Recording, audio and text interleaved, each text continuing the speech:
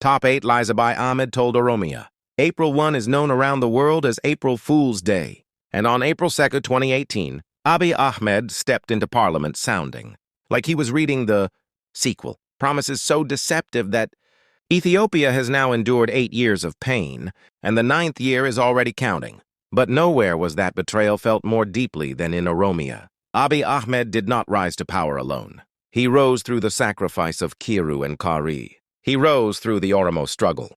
He spoke like a son of Oromia, but for many Oromos, he became one of the deepest political betrayals in recent Oromo history. Lie number 1. I came for Oromo justice. He emerged from the Oromo protest era and was embraced by many as a reformer. But critics argue he used Oromo pain and hope to reach Arat Kilo, then turned state power against Oromo activists, media, and opposition voices. Promises of justice became tools for manipulation rather than instruments of reform. Lie number 2. Oromo demands will be answered. He once declared that Oromo demands had to be addressed day and night. Yet issues of justice, dignity, land protection, and meaningful self-rule remain unresolved.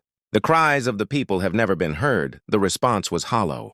Lie number 3. I support federalism and self-rule. Abiy rose in a moment shaped by Oromo resistance to domination. Yet many Oromo critics say he shifted from the vision of multinational federalism toward a centralized prosperity party, project that undermines regional autonomy and local decision-making.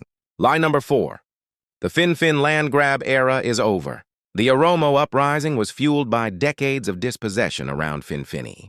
But many believe the logic of expansion and control has survived, now hidden under new names, projects, and administrative manipulations, continuing patterns of exclusion. Lie number 5. Oromia's special interest in Finfinne will be respected. The Constitution recognizes Oromia's special interest. Yet that right remains symbolic, not meaningfully implemented in land, culture, administration, or local governance. Line number 6. There is peace in Oromia.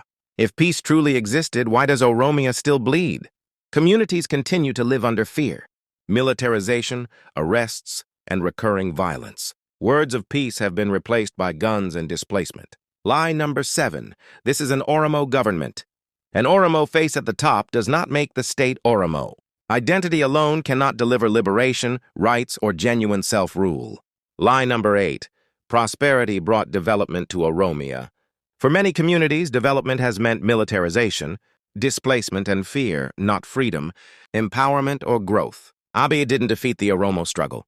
He borrowed its language, climbed on its sacrifice, then turned power against the Oromos.